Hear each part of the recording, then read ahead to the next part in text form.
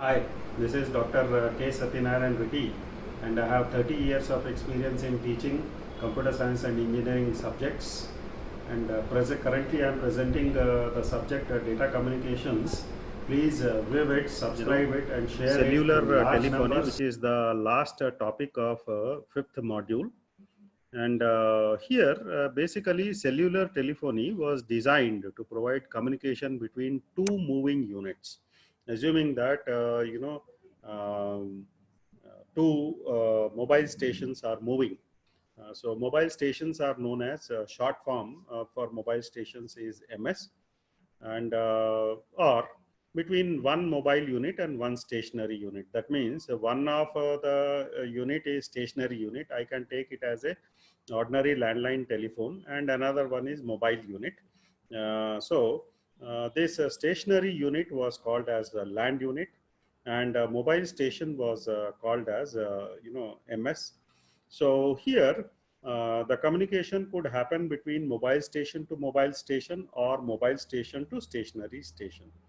So a service provider in this case must be able to locate and track a person who is calling, called as caller, and assign a channel to that particular call, and transfer the channel from base station to the from base station to base station as the caller moves out of the range. So we will see this was something called as cellular telephony. So in this, to make this tracking possible, that means internet service provider of which you have taken as service the SIM card provider. That means it may be Airtel, it may be BSNL, it may be MTNL, it may be Idea. So whichever internet service provider is tracking. Suppose you are trying to call to another mobile phone. So this service provider will have to track you. You got the idea? And track you in the sense in which particular cellular service area you are there. And these cellular service areas are called as cells, which are small regions, right? And each cell contains a base station. uh, each cell will contain a base station. We will see in the diagram base station, and that base station will be equipped with an antenna. And this, what I'm meant to say, base station will be powered by either solar power station, or it may be AC powered network station. So base station is basically is the central part of a small region cellular service area called as cell, and it will be always equipped with an antenna. And this particular base station will be either powered by solar what I'm saying energy, or it will be powered by AC, normal AC powered network. So each base station in turn is controlled by a switching office. This is called mobile switching center, MSC. It is called MSC, and base station is called BS, right?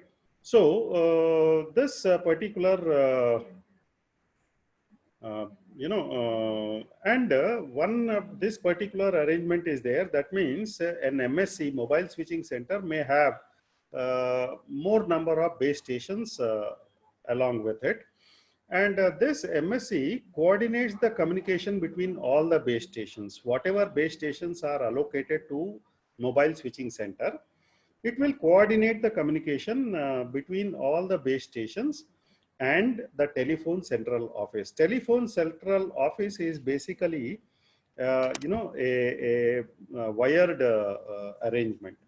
So this MSC is a computerized, center which is responsible for connecting the calls. So mobile switching center is a highly computerized center which is basically responsible for connecting the calls, recording the calls, and also keeping track of billing. Like you may be using prepaid bill or postpaid bill for mobiles. So to keep track of the bill will be done by this MSC. Now, this is the arrangement. We have cellular system in which You can see here, it is a hexagonal cell. Cell is represented as a hexagonal part, which is having mobile station. So this is mobile station, this is mobile station, this is also a mobile station, right? So all these are mobile station. At the center of mobile station, I have something called as a base station, which is having antenna. Antenna means which is used for receiving the signals from radio signals from mobile stations or sending radio signals to the mobile stations. So this is the arrangement, and we will have several such cells. Several such cells. So I have shown here in the diagram only one cell, but I'll have several such cells. Each cell will have a base station in the central part of it, and it will also have a antenna. And this base station is powered by either solar energy or normal AC power, what we have seen. So this will be controlled. Every such base station will be controlled by a mobile switching center, MSC. And MSC in turn is connected to public switch telephone network, PSTN, which is a wired this thing, and which is connected to a stationary phone. So here we are saying, seeing the connection between mobile station to a stationary phone which will be landline phone, landline phone, which is placed in a home. So this is the way it goes. So here mobile station to a landline unit. I can have a mobile station to mobile station communication also this way. So next is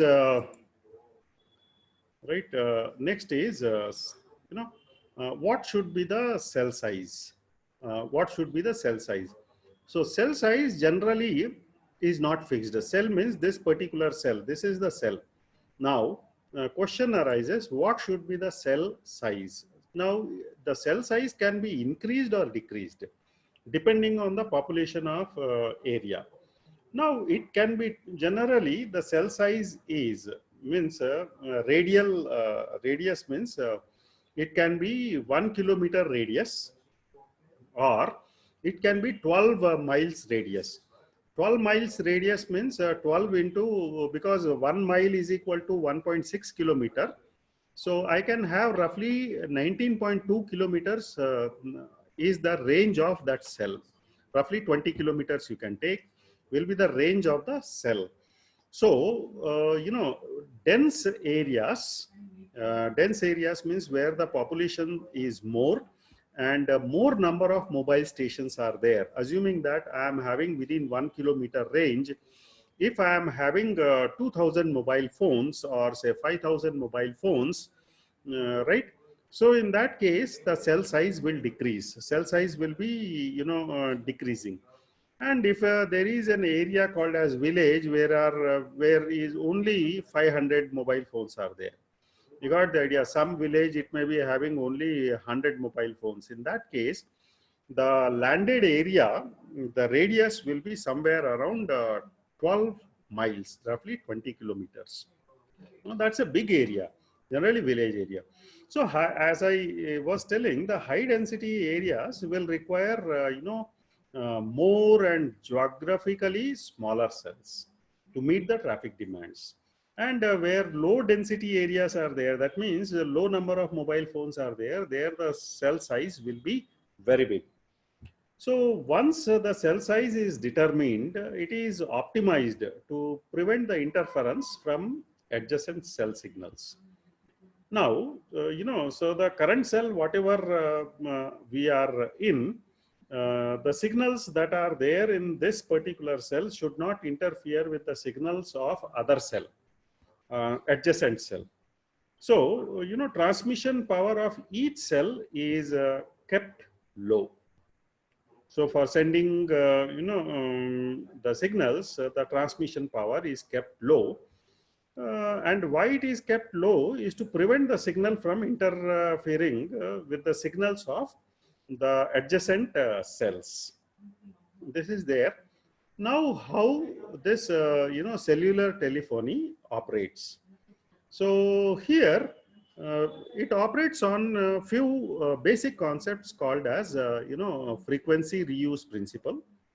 then transmission of the signals, receiving of the signals. Then there is a concept called as handoff. Under handoff, we will see hard handoff and soft handoff. And there is a concept called as roaming also. There is a concept called as roaming also. Now let us see the frequency reuse principle. So, here neighboring cells cannot use the same set of frequencies. So, if I am having, let me make it. So, if suppose I am having neighboring cells, cannot use the same set of frequencies. So, assuming that I have a cell here, which is a hexagonal cell, something like this. You got the idea, which is something like this.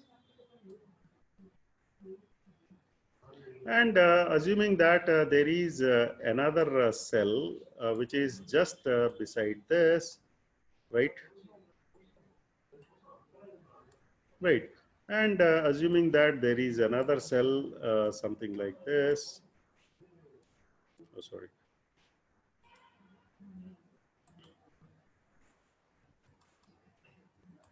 So here there is another cell, something like this, assuming that it is like this. So the frequency of this cell will have to be different from frequency of the transmission used by this particular adjacent cell. The frequency of this particular cell will be different. So say it is sending at 2 megahertz frequency, assuming that it is sending at a frequency of 2 megahertz. So this 2 megahertz cannot be frequency of this particular cell. So it will operate on some other frequency. Say if I say 224, what I meant to say megahertz, 224 megahertz. This should be different. And here say it is using 242 megahertz. Now all the frequencies are different here. Why I am keeping all the frequencies different is so that the signals from this particular cell should not interfere with the signals of this. If they interfere, then what will happen?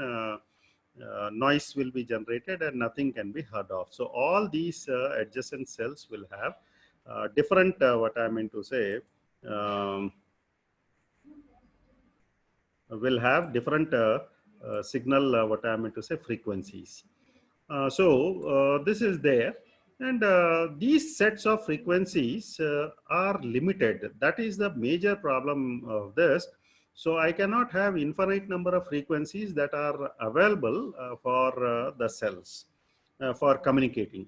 So, and only certain fixed number of frequencies are available. That means when certain fixed set of frequencies are available, the frequencies are to be reused in fact. Frequencies are to be reused.